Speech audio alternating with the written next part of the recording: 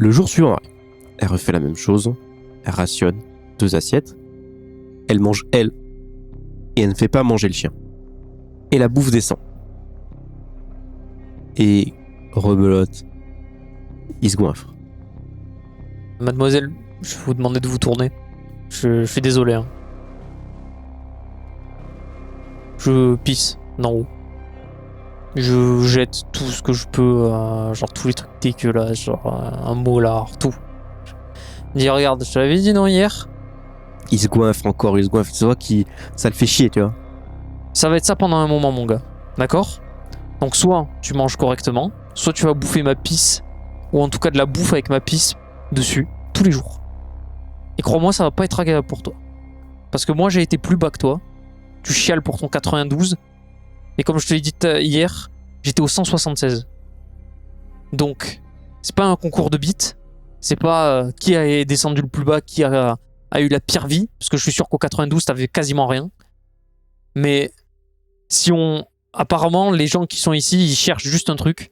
C'est qu'on s'entraide. Donc, si on s'entraide pas, si tu veux pas le faire, y a pas de problème. Tu seras en dessous de moi. Mais si tout le monde a cette mentalité, on est mort. On est tous morts. On est tous dans la merde. D'accord? Tu vois qu'il te regarde, il mange, mais il t'écoute. Tu sens qu'il t'écoute. Je sais pas si tu t'écoutes ou pas, mais il évite les endroits où t'as pissé, évidemment, même si tu sais de... Voilà. Jour suivant, elle fait le même assiette, elle leur parle. Elle lui dit, il y a encore des insultes, ferme ta gueule et tout ça, voilà, il s'en fout, il mange quand même et tout. Et au bout de 6-7 jours, ils prennent les assiettes. Je vais la regarder, je vais dire, bah vous voyez, c'est bon, ça paye, les coups de bâton. Maintenant, on va pouvoir peut-être dialoguer avec eux. Et tu vois que ça descend, et les mecs d'en dessous font la même. Ils bouffent, ils se gars. Et du coup, les mecs du dessus, ils savent pas quoi faire et tout ça. Jour suivant, pareil, sauf qu'ils leur font une assiette, ça marche pas, enfin, ça veut pas. Et au bout de quelques jours, ils abandonnent un peu. Je vois qu'il y a des jours où ils se remettent à se gaver, des jours où ils acceptent les assiettes. Si je le vois à chaque fois qu'il se gave, je fais, hey, vous avez pris une bonne habitude, donc vous allez faire la même. Ça va marcher, non? Ils répondent pas. Tu vois que ça les... Ils le font par... Je sais pas s'ils le font par... s'ils réfléchissent ou s'ils le font par dépit ou... voilà. Enfin, c'est... En tout cas, ça fait quelque chose. Le lendemain. C'est coup, ça fait 15 jours. Tu vois, du coup, t'as compris que Chris, ça faisait elle, puis Kiki, puis elle, puis Kiki, puis elle, puis Kiki. Elle mange un jour sur deux. C'est ça. Et là, de la plateforme qui descend, tu vois Miro allongé en sang, quasiment immobile au milieu de la plateforme qui respire mal et qui est vraiment explosé. Je vais vérifier quand même ses mains si elle a pas des... Tu sais, un morceau d'assiette. Non, elle a rien du tout. Ok. J'ai un merde, putain. Tu vois qu'elle s'approche direct et elle essaie de l'attraper, de la soulever, tout ça. Je la chope, je la soulève et j'essaie de voir où elle est blessée pour lui faire, avec les draps, faire un garrot ou une connerie. Si je sais pas où elle est blessée, donc je sais pas. Elle s'est fait frapper de partout. Et on sent en fait juste. Merde, putain, voilà. vas-y. Et tu allonges sur le lit et vous essayez de la soigner. Alors ça va, elle a juste dit j'ai froid ou genre de choses, Bon. elle a soif ou des trucs comme ça, voilà. J'essaie de lui donner ce qu'elle demande. Bon, la bouffe va partir dans 40 secondes, mais j'essaie de lui donner tout ce qu'elle veut, la soigner, tout ça. Donc la bouffe est déjà partie, tant pis. Mais de l'eau, le soigner avec les draps, tout ça, quitte à me peler le cul, c'est pas grave. Vous faites comme vous pouvez pour la soigner. Ça va, c'est juste que elle avait l'air plus assommée et qu'autre chose. En fait, elle était en sang. Tu te rends compte, c'est pas vraiment son sang qu'elle a sur elle, parce qu'elle a pas vraiment de plaie. Tu sens juste qu'elle elle a dû se battre et elle a des hématomes. Ça a mal tourné, ouais. Ça, elle a des hématomes et tout, mais elle a des griffures. Elle est ouverte un petit peu à certains endroits, mais c'est pas son sang qu'il y a sur elle. Bon. Et tu vas aller. Ok. Et ouais, bon, bah, je la reconnais, c'est moi qui l'ai admise il y a au moins 9 mois. D'accord. Ouais, parce que de ce que j'ai entendu, elle est venue avec sa fille et elle la cherche. Non, les enfants, ils sont pas. Enfin, les enfants peuvent pas venir. Oui, non, mais moi je suis l'enfant de mes parents et pourtant j'ai 30 ans. Donc je suis admis. Oui. Donc s'il faut, sa fille elle est majeure. Enfin, Oui, bon, bah, d'accord. Mais et tu vois qu'elle réfléchit et part dans son coin avec le chien. Voilà. Du coup, je vais prendre Miro. Je vais la mettre dans mon lit pour qu'elle se repose tranquillou. Et bon, bah tant pis. Cette nuit, je vais dormir par terre. C'est pas grave. Mais voilà. Je vais faire en sorte qu'elle aille mieux et qu'on puisse discuter le lendemain parce qu'elle bon, elle a dû se faire casser la gueule et elle doit être fatiguée, quoi. Tu t'endors. Tu réfléchis, tu sais, tu vois ce qui se passe, tu cours. Tout ce mois, ces dernières semaines, ça te fait réfléchir aussi plus. Alors, tout te fait réfléchir depuis le début que t'es là. T'es passé déjà par plein de phases. Mais là, c'est encore différent. Et le lendemain, tu es réveillé par un cri. Un cri de Chris qui hurle de Panique. oui, de panique mélangée à un cri de terreur et tout ça, de pleurs. Je me lève et je prends, Oh mon. Et tu vois qu'elle est dans un coin, elle comprend pas. Elle est vraiment dans un coin et tu vois du sang partout avec des entrailles qui sont tout le long du mur. Bon, dans l'immédiat, je prends mon couteau. Et tu vois, genre, elle dit sale pute et sale traîne. Et tu vois qu'elle la pousse. Et quand elle se lève et qu'elle pousse, tu vois Kiki dans le coin. Je m'en doute. Qui est Explosé. mais déchiqueté dans tous les sens. Et tu vois clairement que c'est. Oui, c'est Miro qui l'a tué. Miro qui l'a tué. Voilà. Et tu vois que elle se bat pas. Elle la pousse, elle pleure, elle est et l'autre elle fait rien. La Miro elle est debout, immobile. Elle a jamais dit de mots depuis le début. Hein. Elle est limite, on dirait qu'elle est muette. Et la plateforme arrive. Ça fait déjà une journée que je mange, donc que je mange pas. Donc 2 jours, on va dire que ça va. Mais je vais choper Miro par le col. Je vais la coller contre un mur. Et je vais lui passer la plus grosse engueulade possible que j'ai. En essayant d'avoir un soupçon d'émotion ou un truc. Et de lui demander pourquoi t'as buté un chien? Qu'est-ce que tu branles? On t'a sauvé le cul des mecs du dessus. T'as dormi dans un lit. T'as été soigné. T'as pu boire. T'aurais pu juste attendre que la plateforme elle arrive pour qu'on puisse bouffer. Et t'as quand même fumé un chien qui t'avait rien fait. Tu l'engueules, tu parles. Elle aussi, Chris, elle engueule en pleurant. Tu n'entends même pas ce qu'elle dit. Tu entends juste des insultes des fois, ce genre de choses. Et tu vois que dans le Miro, elle est pas d'émotion. C'est vraiment un regard pas noir, mais un peu vide. Et quand tu finis par la lâcher, elle va sur la plateforme. Je vais prendre 2 pommes, s'il y en a, enfin 2 fruits. Alors, très rapidement, je la jette à Chris du coup. Je la bouffe le plus vite possible que je peux. Et tant pis, j'aurais mangé que ça aujourd'hui. Et je vais regarder Miro quand elle va descendre et je vais lui dire je t'ai aidé une fois, ça sera pas 2. On va dire que on est quitte. Évidemment, Chris, elle est en pleurs, elle en peut plus, la pomme, elle la mange pas, il commence à faire froid. Froid. Chris, la pomme.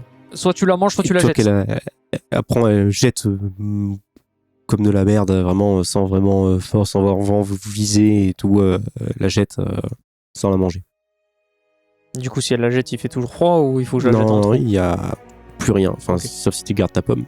Non. Voilà, il n'y a plus rien. Ok. Le jour passe. Et cette putain, je sais pas ce qu'elle fout. Qu'est-ce qu'elle fait ici? Je comprends, Chris. Calme-toi. Dis, c'est une petite pute. Elle est jamais. Il y a 8 mois, elle est venue toute seule. Elle a pas de famille, elle a pas de fille. Elle est juste tarée. Pourquoi vous l'avez admise alors, si elle était folle? Mais elle était pas. Elle voulait quoi? Elle voulait devenir. C'est ce qu'elle a pris comme objet? Un ukulélé. Elle voulait devenir actrice. Elle voulait genre devenir la Marilyn Monroe de nos jours et tout vous ça. lui avez donné combien de temps? 1 an. D'accord, ok. Regarde là, c'est la main comme elle est. Et genre, tu vois qu'elle a toute la haine sur. Je vais la choper par les épaules Le et je vais truc. la regarder dans les yeux à Chris. Je dirais, bon, écoute, calme-toi. Ce qui est arrivé à ton chien, je suis désolé. Hein. Mais si on s'arrête à ce genre de choses, on n'avancera pas dans ce qu'il faut faire. Tu vois qu'elle. C'est une connasse. Tu parles pas dans le vide, mais Ouais, elle est a le trop. regard de haine. Ouais, de c'est fou. ça. Elle comprend pas. Et tu vois qu'elle parle. Tu sais, elle marmonne, marmonne. elle râle, ça, en disant que. Enfin, on est qu'à l'étage 33. et il se passe des trucs comme ça. Qu'est-ce qui se passe plus bas? Alors que, enfin, on est censé être ceux qui. Enfin, en gros, qu'elle a dit.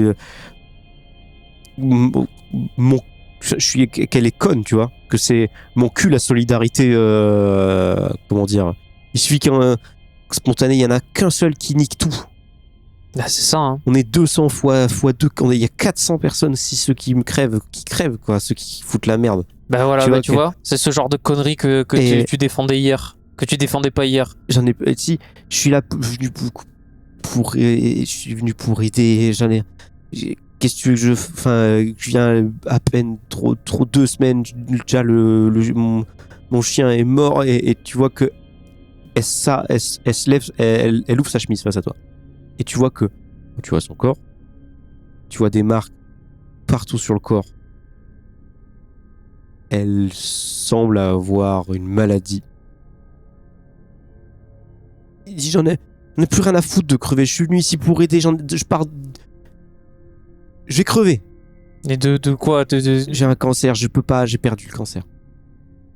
Et D'accord. je viens pour aider, et voilà, je tombe avec des fils de pute. Eh c'est oh, que un oh, manque de ça va, con. oh, moi je suis là, Voilà. calme-toi. Enfin, Et tu vois qu'elle est. je suis désolé hein, pour toi. Elle est. Elle se morfond, enfin, ça dure des jours et des jours, et tu vois que elle mange un jour sur 2. Et c'est le dernier jour, on est le 30, 31. On est le 31, et elle ne mange pas. Parce que c'est pas son jour. Écoute, Et tu la vois allongée, elle bave sur le bord du lit. mange. Alors on va changer de mois. Si on tombe à un étage bas, au moins tu pourras tenir une semaine. Mais mange. C'était le jour. Oui, c'est bon, j'ai compris. Mais tu vas mourir. D'accord, tu vas mourir. Je suis désolé pour ton cancer. On peut rien y faire. Je suis pas magicien. Je peux pas t'enlever les tumeurs. Voilà. Je suis désolé. Ok. Pardon. Je peux pas faire ça. Mais si c'est pour que dans une semaine tu décides de me tuer parce que t'as les crocs ou autre, je refuse de crever comme ça. D'accord? Je suis déjà passé une fois par là, pas 2. Donc tu manges. Tu vois qu'elle bave et qu'elle est faible.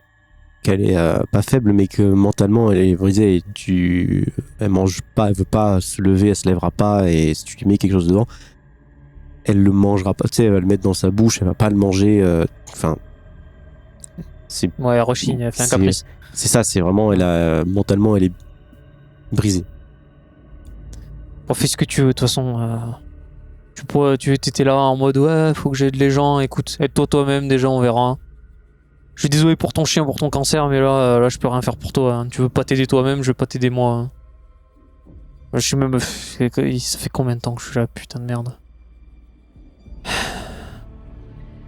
Cette nuit-là, le gaz arrive. T'as peur de t'endormir. De peur de te réveiller bâillonné, évidemment. Et tu t'endors. Tu te réveilles. Et tu regardes autour de toi instantanément. La première chose que tu vois, c'est Chris pendu à la lumière qui s'allume en rouge au plafond, justement. Petit truc. Avec sur le mur marqué en sang Agis. Et derrière elle, le chiffre 202. Putain de merde. Je me défoule comme pas possible sur mon matelas, je hurle tout ce que je peux, je commence à péter un câble. J'essaie de pas me blesser évidemment, donc voilà.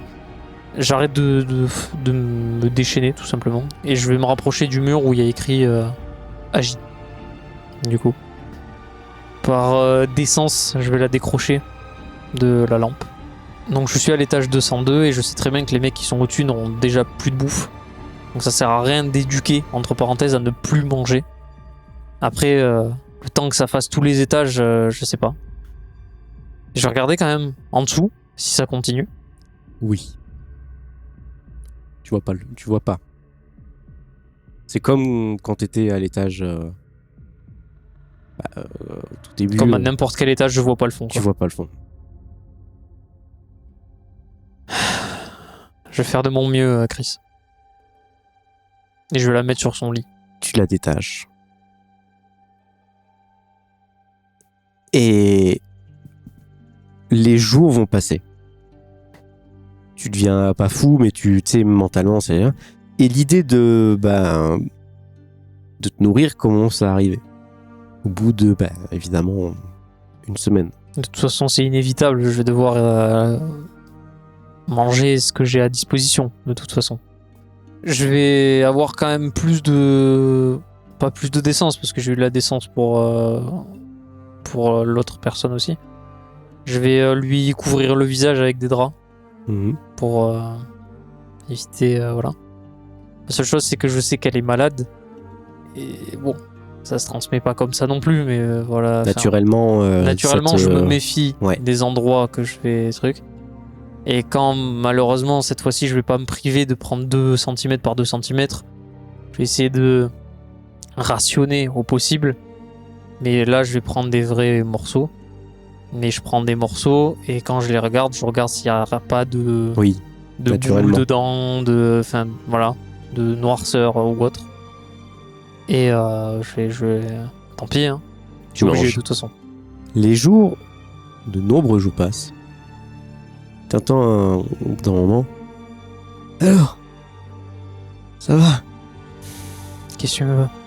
Mais oui, ça. Il fait comme il peut. Et tu vois les deux.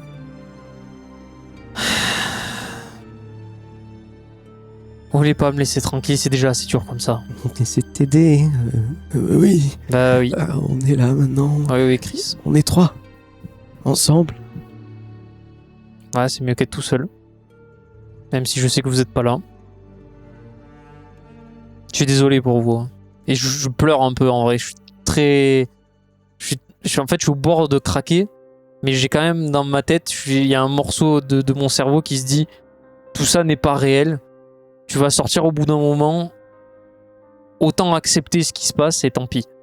Mais je suis vraiment au bord de craquer et de me laisser complètement submerger par la folie. Et je vais continuer pendant le mois qui arrive à discuter tout seul concrètement, mais discuter avec les personnalités, on va dire, que j'ai développées suite à ces traumatismes-là. Et dès que j'aurai fini mon mois, j'essaierai d'oublier le fait qu'elles existent, sauf si je me retrouve toujours aussi bas. Voilà. On va dire que c'est ma seule compagnie. C'est horrible, parce que tu te retrouves à rigoler avec eux. Puis des fois à pleurer, à être dégoûté, à passer par plein de stades. Des fois, t'as l'impression que ça passe en quelques minutes, des fois ça peut prendre des jours. Et tu passes par plein de stades différents. Et juste, t'as ce moment où tu te dis comment on peut arrêter, comment tu peux agir avec tout ça. Ma première réflexion, si je suis toujours doué de réflexion, c'est de me dire que quand je serai à un étage haut, comme le 33, comme j'ai été le mois d'avant, c'est d'essayer de d'éduquer, entre parenthèses, en un mois, essayer de vraiment forcer au possible le fait que les gens comprennent que ceux qui sont en bas sont dans la merde, ceux qui sont en haut abusent largement et qu'on pourrait tous sortir d'ici dans l'éventualité où c'est ça, c'est vraiment ça l'objectif, c'est de l'entraide.